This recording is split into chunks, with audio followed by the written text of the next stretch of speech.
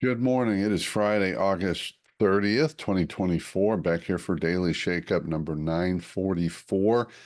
And today I just want to talk about life. Life is so many things we could talk about life, and every day we don't know who we're going to encounter. We might have a schedule. We don't know who we're going to actually meet, or if it's a new person, don't know much about them or who they are. And one of the great mysteries and magical parts of life is we don't know what questions we're going to be asked. And as you know, I love questions. And yesterday I pretty much out of the blue over lunch got this question from someone I'd never met before who knew someone that I did know. So it was a new meeting. And partway through the conversation, they looked at me and said, "So, Jeff, what advice would you give me in terms of what is the secret to life?" It was something like that. What's the secret to happiness, secret to life, something like that. I said, wow, man, well, that's a big question. I certainly ponder those things and have different thoughts, but I didn't know. I didn't have a planned answer, wasn't sure what would come out. So I just let fly. And this is what came out. The first thing I said was raise your expectations and lower your attachment. In other words, raise your expectations of what you want for yourself, what you want in your life, what you want personally, professionally, relationally, in your family, with experiences. Too many people have been living with this mindset that I heard as well. You got to lower your expectations so you're not disappointed.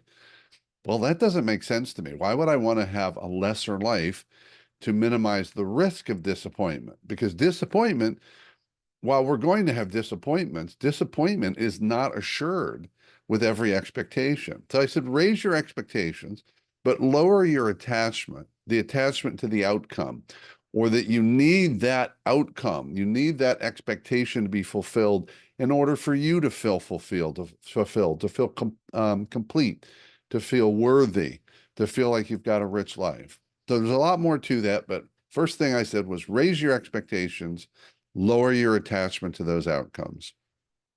The second one, which you've all heard me talk about before, is find your way to present, being present in the moment. Because in the present, when I'm in the present moment, my life is amazing. It's beautiful. It doesn't mean there's not bad things, negative things, less than things are happening. It doesn't mean there's not disappointments. It doesn't even mean there's not pain and chaos. But in the present moment, I can see myself, I can see life, I can see each moment for what it is and a beautiful thing it is.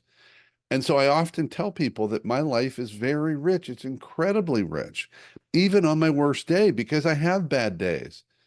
I guess I would say this. I don't often have bad days, but I have bad parts of days. And I have things that happen on certain days that are certainly not what I expected, certainly not what I hoped for, and honestly not what I wanted. And sometimes, most like often, there's a lesson in that thing that happened, but I certainly didn't want it or wish for it. And yet my life continued to be rich. I can find joy in each moment. So being present, and that was kind of it.